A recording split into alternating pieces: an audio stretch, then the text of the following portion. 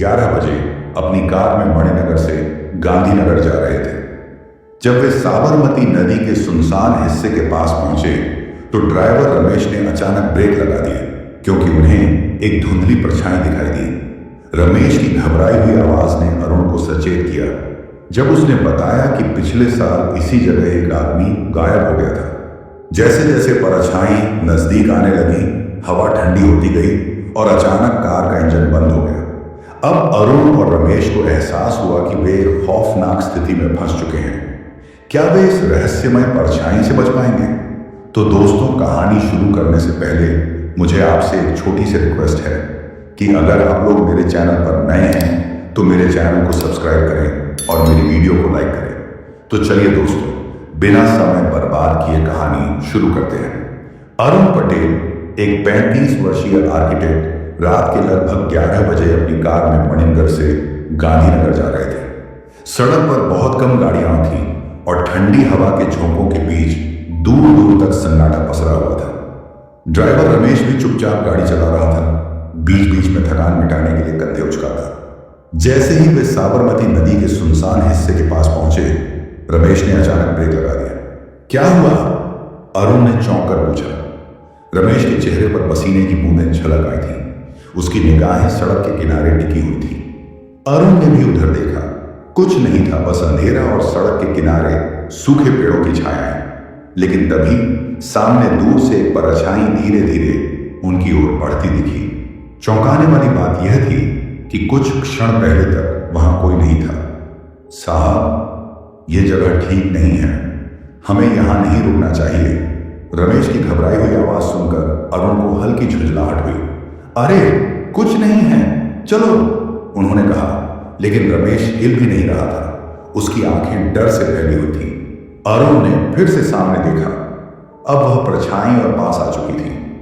अजीब बात यह थी कि रोशनी के बावजूद उसका कोई चेहरा नहीं दिख रहा था। बस एक धुंधली आकृति थी जो इंसान जैसी दिखती थी। अरुण का दिल एकाएक तेजी से धड़कने लगा। अब उन्हें भी लग रहा था कि कुछ तो गलत है। हवा अचानक बहुत ठंडी हो गई थी। उन्होंने घड़ी देखी, 11:15 रात को। शहर से सुनसान रास्ते पर इतनी रात को रुकना कोई समझदारी नहीं थी।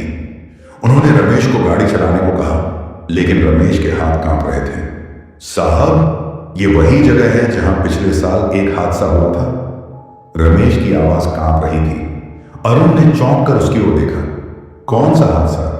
रमेश ने गला साफ किया और धीमी आवाज में कहा, पिछले साल एक आदमी यहां कार से उतरकर किसी को देखने गया था।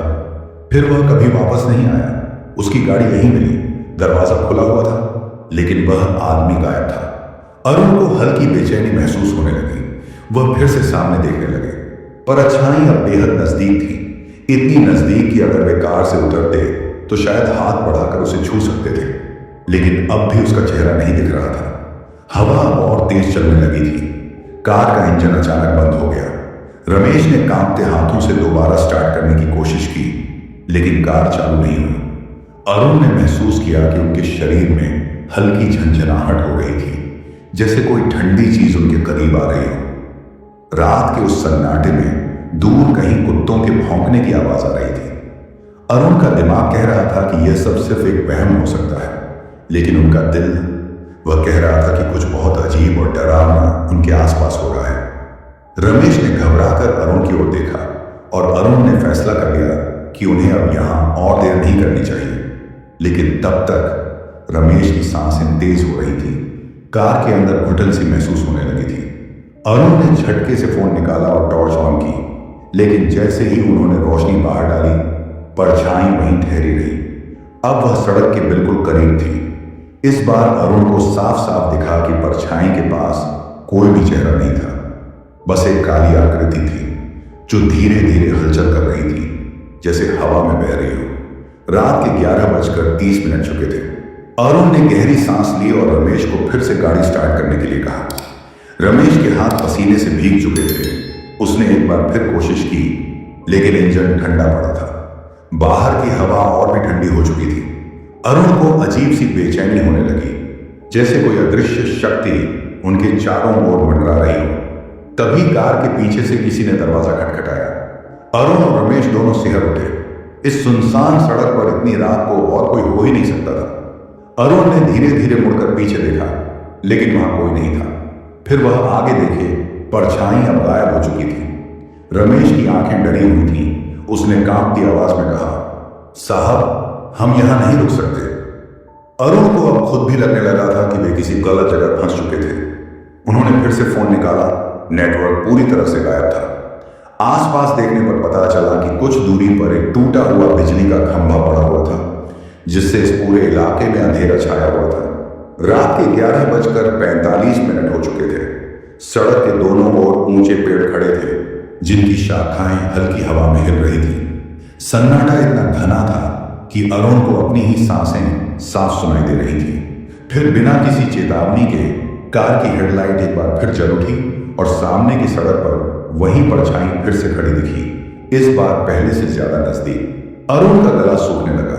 रमेश ने जोर से राम का नाम लिया और कार स्टार्ट करने की एक आखिरी कोशिश की। इस बार इंजन गरज उठा। जैसे ही गाड़ी स्टार्ट हुई, रमेश ने पूरी ताकत से एक्सीलेटर दबा दिया। गाड़ी झटके से आगे बढ़ी, लेकिन तभी कार के ऊपर कुछ गिरने की आवाज आई। रमेश ने हड़बड़ाकर ब्रेक मारा और अरुण ने तुरंत ऊपर देखा, लेकिन कुछ भी नजर नहीं आया। कार पूरी तरह रुक चुकी थी। लेकिन तभी पीछे की खिड़की पर किसी ने जोर से दस्तक दी। अरुण का दिल उछलकर गले में आ गया। उन्होंने धीरे धीरे पीछे मुड़कर देखा, लेकिन इस बार वहां कुछ था। एक चेहरा, बिल्कुल सफेद फीका, आंखों की जगह सिर्फ 2 गहरे काले गड्ढे। अरुण ने जोर से चीखना चाहा, लेकिन आवाज गले में ही अटक गई। रमेश की हालत भी कुछ ऐसी ही थी। उनके शरीर ठंडे पड़ चुके थे, लेकिन इससे पहले कि वे कुछ समझ पाते, गाड़ी का इंजन फिर से बंद हो गया। रात के 12 बज चुके थे। अब सवाल यह था कि वे इस जगह से बचकर निकल भी पाएंगे या नहीं। रात के 12 बज चुके थे और गाड़ी का इंजन पूरी तरह से बंद हो चुका था। अरुण और रमेश दोनों की सांसें अटक गई थी। कार के अंदर अजीब सी ठंडक महसूस हो रही थी, जैसे किसी ने ठंडी हवा का झोंका छोड़ दिया हो। अरुण ने धीरे धीरे अपनी नजरें उठाकर पीछे वाली खिड़की की ओर देखी, लेकिन वहां कुछ भी नहीं था, सिर्फ घना अंधेरा और उसके पार हिलते हुए पेड़ों की परछाइयां। लेकिन अभी कुछ ही पलों पहले उन्होंने वहां एक चेहरा देखा था। वही फीका सफेद चेहरा, जिसकी आंखों की जगह गहरे काले गड्ढे थे। रमेश का पूरा शरीर कांप रहा था। उसके हाथ स्टीयरिंग पर जमे हुए थे, लेकिन उनमें इतनी ताकत नहीं थी कि वह दोबारा गाड़ी स्टार्ट करने की कोशिश करे। अरुण ने धीरे से हाथ बढ़ाया और रमेश के कंधे पर रखा। शांत हो रमेश, हमें यहां से निकलना होगा। रमेश ने कांपती आवाज में कहा, साहब, यह जगह सही नहीं है, हम फंस गए हैं। अरुण को भी यही लगने लगा था। उन्होंने फिर से फोन उठाया, लेकिन स्क्रीन पर कोई नेटवर्क नहीं आ रहा था। साबरमती नदी के इस सुनसान इलाके में इतनी रात को मदद मिलना लगभग नामुमकिन था। दूर दूर तक कोई दूसरी गाड़ी भी नहीं दिख रही थी। तभी सामने के शीशे पर हल्की हल्की नमी जमने लगी, जैसे कोई ठंडी सांसें कार के शीशे पर पड़ रही हो। अरुण और रमेश दोनों ने देखा, शीशे पर धीरे धीरे कुछ लिखा जा रहा था। मत जाओ। अरुण का दिल जोर से धड़कने लगा। रमेश का चेहरा पीला पड़ गया। यह कैसे हो सकता था? गाड़ी के अंदर सिर्फ वे दोनों थे। फिर यह शब्द किसने लिखे? रमेश ने झटके से अपने माथे पर पसीना पोंछा और कांपते हाथों से चाबी घुमाई। इंजन घुरघुराया, लेकिन स्टार्ट नहीं हुआ। अरुण ने तेजी से खिड़कियों के बाहर झांका, लेकिन चारों ओर सिर्फ घना अंधेरा था। दूर सड़क किनारे एक पुरानी स्ट्रीट लाइट जल रही थी, जिसकी मध्यम रोशनी पेड़ों पर पड़ रही थी। हवा एक अजीब सा सन्नाटा घोल रही थी, जैसे यहां समय थम गया हो। तभी पीछे वाली खिड़की पर किसी ने जोर से दस्तक दी। धप धप। अरुण और रमेश दोनों के शरीर सुन्न हो गए। इस बार यह कोई भ्रम नहीं था। किसी ने सच में खिड़की पर जोर से हाथ मारा था। अरुण ने डरते हुए गर्दन घुमाई, लेकिन कुछ भी दिखाई नहीं दिया। रमेश अब लगभग रोने की हालत में था।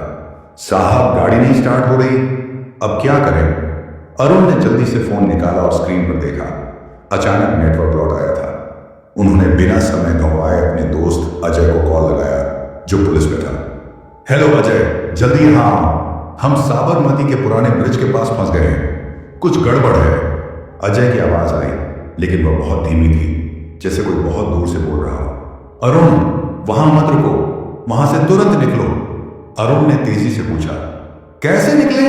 गाड़ी स्टार्ट नहीं हो रही। तभी सामने की हेडलाइट अपने आप चमक उठी। रोशनी सड़क पर पड़ी और जो उन्होंने देखा उसने उनके रोंगटे खड़े कर दिए। वही सफेद चेहरा इस बार वह ठीक सामने खड़ा था, उनकी गाड़ी से बस कुछ ही कदम दूर। अरुण ने महसूस किया कि उसके हाथ ठंडे पड़ने लगे थे। रमेश अब फूट फूट कर रोने लगा था। साहब, अब तो हम नहीं बचेंगे। अरुण ने एक पल की भी देरी नहीं की। उन्होंने रमेश के हाथ से चाबी झटकी और पूरी ताकत से घुमा दी। इस बार इंजन गूंज उठा। रमेश, एक्सीलेटर दबाओ। रमेश ने कांपते हाथों से पेडल दबाया और गाड़ी झटके से आगे बढ़ी। लेकिन जैसे ही उन्होंने स्पीड बढ़ाई, कार के ऊपर जोर से कुछ गिरने की आवाज आई। अरुण और रमेश दोनों की धड़कनें थम गई। कार के ऊपर कोई था। अब सवाल यह था, वे इस जगह से सही सलामत निकल भी पाएंगे या नहीं। रात के 12:10 हो चुके थे। गाड़ी का इंजन अब पूरी ताकत से गरज रहा था, लेकिन रमेश ने स्टीयरिंग पर हाथ जमाए हुए डर के मारे कार रुकी हुई थी। अरुण ने हड़बड़ाकर उसे देखा। रमेश, गाड़ी भगाओ। रमेश के चेहरे पर मौत का डर था। उसकी आंखें बड़ी हो गई थी, होंठ कांप रहे थे। साहब, ऊपर कुछ है। अरुण ने घबराकर ऊपर देखने की कोशिश की, लेकिन कार की छत पर कुछ भी नजर नहीं आ रहा था। फिर भी वहां से हल्की हल्की सरसराने की आवाज आ रही थी, जैसे कोई ऊपर रेंग रहा हो। सड़क के दोनों ओर घने पेड़ थे। हवा और ठंडी हो चुकी थी। अरुण ने महसूस किया कि उनकी उंगलियां भी बर्फ जैसी ठंडी पड़ चुकी थी। तभी गाड़ी के पीछे वाले शीशे पर अचानक कुछ उभरा, कोई निशान। अरुण और रमेश दोनों ने देखा कि शीशे पर धीरे धीरे कोई हाथ फेर रहा था, लेकिन वहां कोई नहीं था। रमेश की हिम्मत जवाब दे गई। उसने पूरी ताकत से एक्सीलेटर दबा दिया। गाड़ी झटके से आगे बढ़ी। टायर सड़क पर रगड़ खाते हुए चीख उठे। कार अब 80 की स्पीड पर दौड़ रही थी, लेकिन पीछे वाली खिड़की से अब भी सरसराने की आवाज आ रही थी। अरुण ने मुड़कर देखा और इस बार उनका दिल सच में बंद होते होते बचा। पीछे वाली सीट पर कोई बैठा था। वही सफेद चेहरा, वही काले गड्ढों जैसी आंखें, लेकिन अब यह आकृति और ज्यादा साफ दिख रही थी।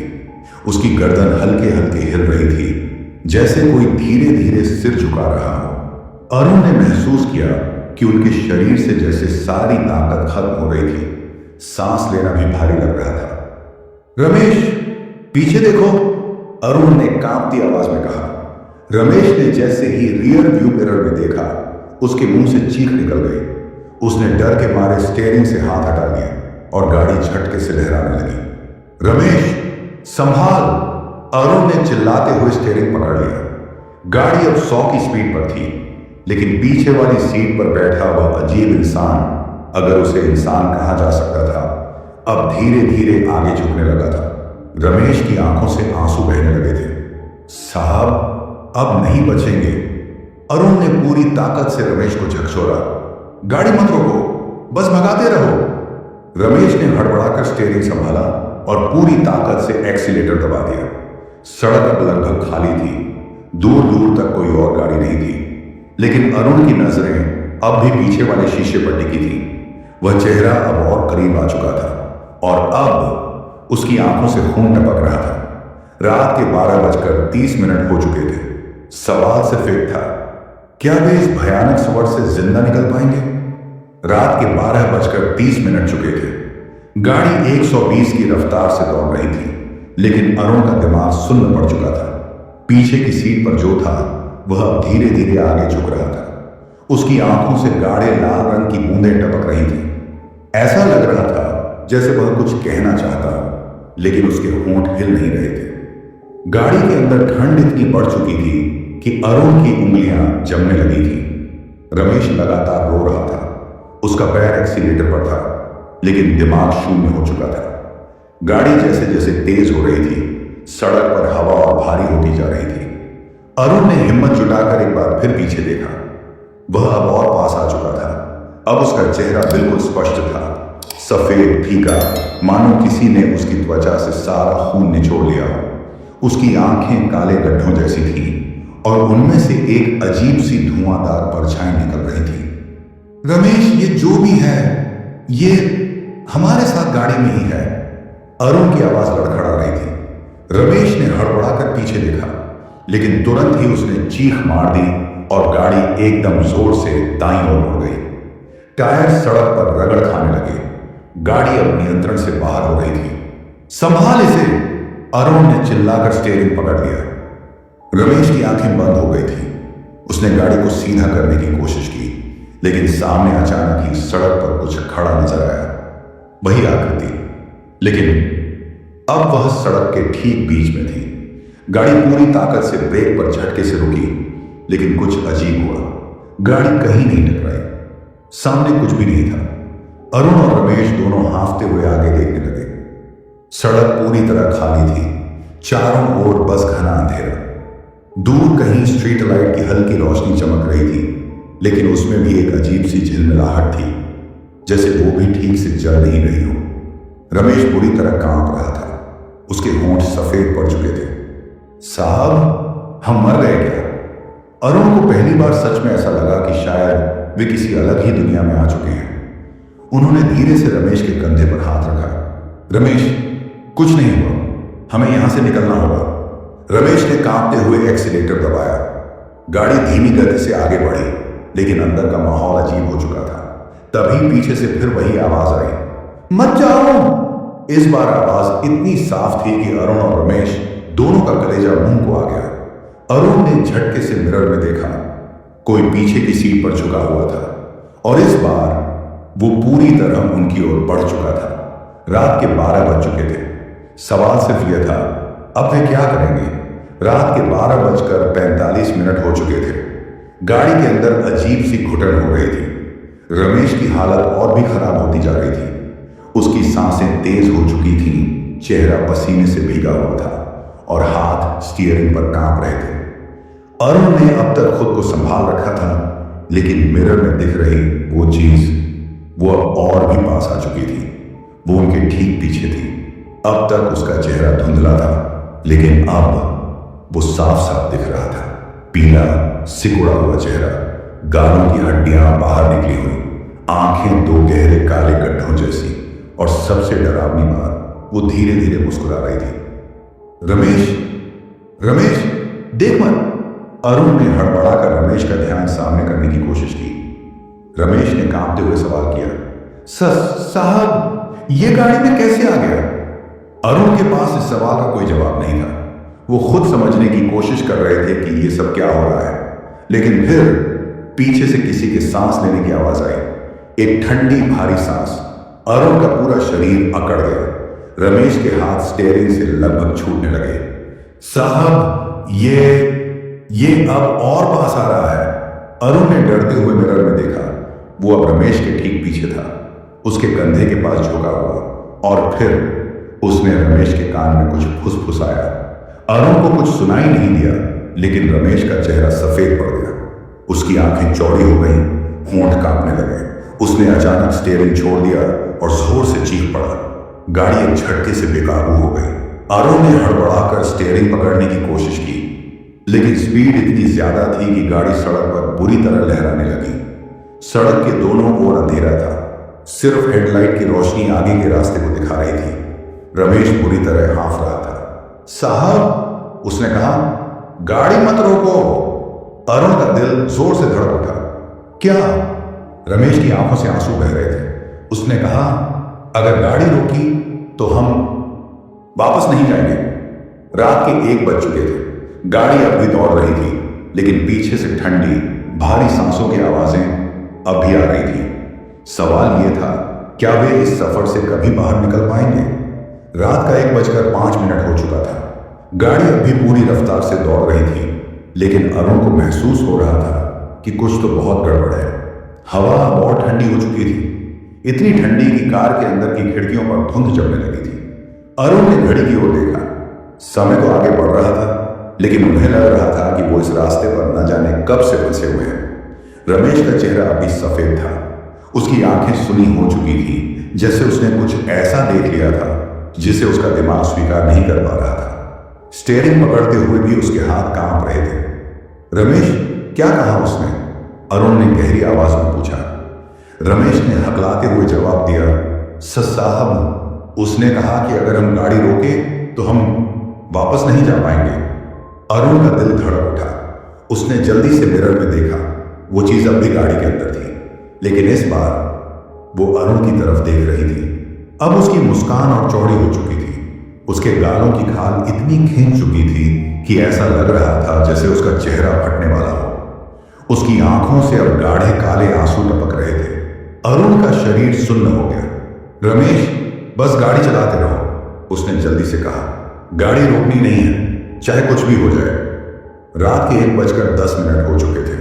रमेश अब लगभग बुदबुदाने लगा था। साहब, ये हमसे क्या चाहता है? हमने इसका क्या बिगाड़ा? अरुण के पास कोई जवाब नहीं था। तभी गाड़ी के अंदर किसी के हंसने की आवाज आई। एक धीमी, गहरी, डरावनी हंसी। रमेश ने एक झटके में मिरर देखा। पीछे वाली सीट अब खाली थी। साहब, वो चला गया क्या?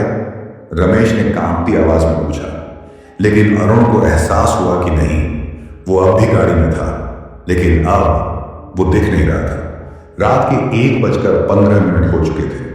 अब सवाल था, क्या वे इस रास्ते से कभी बचकर निकल पाएंगे? रात के 1:15 हो चुके थे। गाड़ी तेज रफ्तार से सुनसान हाईवे पर दौड़ रही थी, लेकिन अब माहौल और अजीब होता जा रहा था। अरुण की धड़कनें तेज थीं। रमेश के हाथ स्टीयरिंग पर अब भी कांप रहे थे। और सबसे डरावनी बात, अब उन्हें कुछ भी नजर नहीं आ रहा था। सामने की सड़क, गाड़ियों की लाइटें, स्ट्रीट लाइट, सब गायब हो चुके थे। अब बस अंधेरा ही अंधेरा था। गाड़ी के चारों ओर ऐसा लग रहा था जैसे कोई घना कोहरा छा गया हो, लेकिन यह कोहरा नहीं था, यह कुछ और था। साहब, हमें कुछ दिख क्यों नहीं रहा? रमेश की आवाज डर से कांप रही थी। अरुण ने खुद को संभालते हुए कहा, बस गाड़ी चलाते रहो, अगर गाड़ी रोकी तो कुछ भी हो सकता है। रमेश ने सहमते हुए एक्सीलेटर दबाए रखा। स्पीड अब भी 100 के ऊपर थी, लेकिन ऐसा लग रहा था जैसे गाड़ी कहीं नहीं जा रही।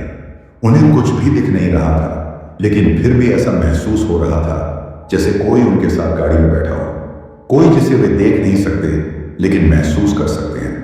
रात के 1:20 हो चुके थे। तभी गाड़ी के अंदर ठंडी हवा का झोंका आया और फिर अरुण को अपनी गर्दन के पीछे किसी की सांस महसूस हुई, बिल्कुल पास से। उसने घबराकर पीछे देखने की कोशिश की, लेकिन वहां कोई नहीं था। रमेश, तुझे कुछ अजीब लग रहा है? अरुण ने धीरे से पूछा। रमेश ने कुछ नहीं कहा, लेकिन उसकी गर्दन धीरे धीरे दाईं ओर मुड़ने लगी, जैसे कोई उसे पकड़कर घुमा रहा हो। अरुण ने डरते हुए देखा। रमेश की आंखें अब काली हो चुकी थी। उसके होंठ हिल रहे थे, लेकिन कोई आवाज नहीं निकल रही थी। रमेश! अरुण ने जोर से हिलाया, लेकिन रमेश की बॉडी अकड़ चुकी थी। उसकी आंखें अब खाली थीं, जैसे उसमें से जिंदगी ही निकल चुकी हो। गाड़ी अब भी पूरी रफ्तार से दौड़ रही थी। रात के 1:30 थे। अब सवाल यह था, अरुण अकेले बच पाएगा या नहीं? रात के 1:30 चुके थे। गाड़ी 120 की रफ्तार से दौड़ रही थी, लेकिन अब अरुण को लग रहा था कि वो कहीं नहीं जा रहे, जैसे सड़क एक भंवर बन चुकी हो जिसमें वो और रमेश फंस चुके थे। चारों तरफ अंधेरा, कोहरा और अब रमेश की आंखें काली पड़ चुकी थी। अरुण ने हड़बड़ाकर रमेश को हिलाया, रमेश, होश में आ। लेकिन रमेश अब हिल भी नहीं रहा था। उसका चेहरा पूरी तरह पत्थर जैसा हो गया था। उसकी गर्दन धीरे धीरे एक अजीब एंगल पर मुड़ रही थी। ऐसा लग रहा था जैसे कोई उसे जबरदस्ती घुमा रहा हो। और फिर रमेश मुस्कुराया, लेकिन ये उसकी मुस्कान नहीं थी, ये किसी और की थी।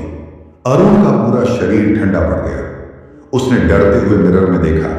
पीछे की सीट अब भी खाली थी, लेकिन फिर भी उसे साफ महसूस हो रहा था कि वो चीज अब भी गाड़ी में मौजूद थी।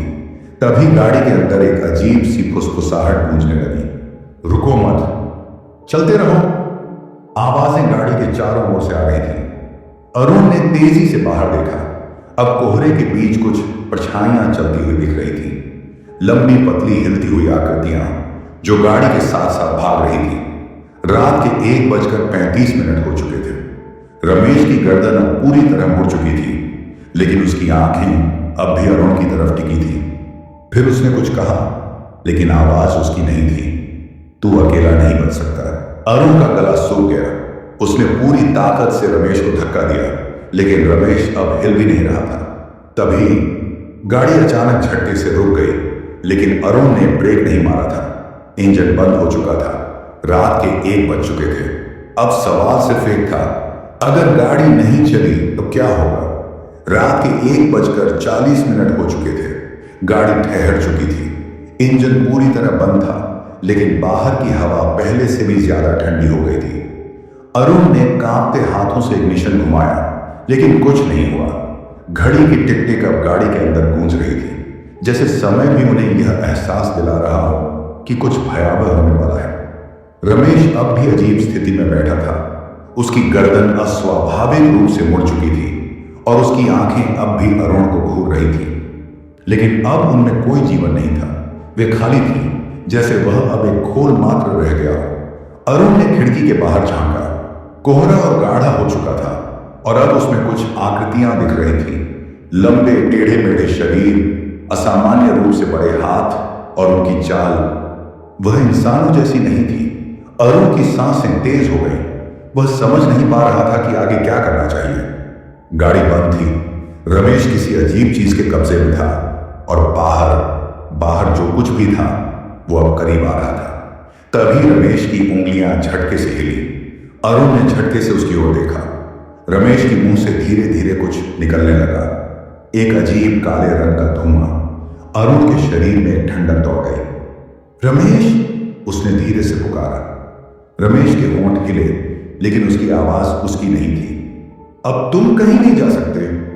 अरुण ने कांपते हाथों से कार का दरवाजा खोलने की कोशिश की, लेकिन लॉक जम चुका था। बाहर की आकृतियां और पास आ रही थी। उनके चेहरे दिखाई नहीं दे रहे थे, लेकिन उनकी मौजूदगी ही किसी अनकहे डर को जन्म दे रही थी। रात के 1:45 हो चुके थे। अरुण ने बेतहाशा इग्निशन घुमाया। इंजन ने घरघराने की कोशिश की, लेकिन फिर शांत हो गया। तभी गाड़ी के ठीक सामने सड़क के बीचों बीच एक आकृति खड़ी हो गई। लंबी, बहुत लंबी। उसका सिर झुका हुआ था, लेकिन जैसे ही उसने धीरे धीरे सिर उठाया, अरुण का दिल उसके गले में अटक गया।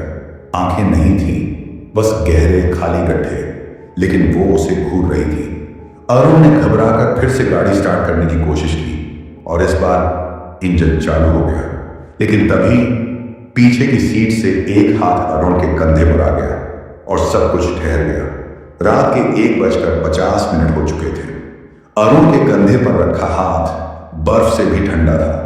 उसकी पूरी रीढ़ में सिहरन दौड़ गई। वह धीरे धीरे सांस लेते हुए, कांपते हुए मिरर में देखने लगा।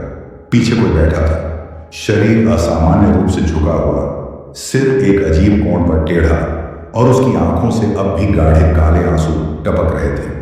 लेकिन अब वो सिर्फ अरुण को देख नहीं रहा था, वो मुस्कुरा भी रहा था। एक ऐसी मुस्कान जो इंसानी नहीं थी। गाड़ी का इंजन चालू था, लेकिन अरुण का दिमाग अब कुछ सोच नहीं पा रहा था। बाहर के साए अब भी करीब आ रहे थे। उनकी आकृतियां अब और स्पष्ट हो रही थी। लंबी टांगें, हड्डियों की तरह पतले हाथ, उनकी हरकतें झटकों में हो रही थी, जैसे वे इस दुनिया के नहीं थे। रमेश, अरुण ने धीरे से फुसफुसाया, लेकिन रमेश की आंखें अब भी काली थीं। उसकी गर्दन धीरे धीरे और मुड़ रही थी, अब इतनी कि एक आम इंसान की हड्डियां टूट जाती। लेकिन उसके चेहरे पर कोई दर्द नहीं था, बस वही अजीब खालीपन। रात के 1:55 हो चुके थे। अरुण को अब कुछ समझ नहीं आ रहा था। गाड़ी आगे बढ़ा सकता था, लेकिन सामने सड़क के बीच खड़ी वो चीज, वो अब भी वहीं थी, हिल भी नहीं रही थी। पीछे से अब किसी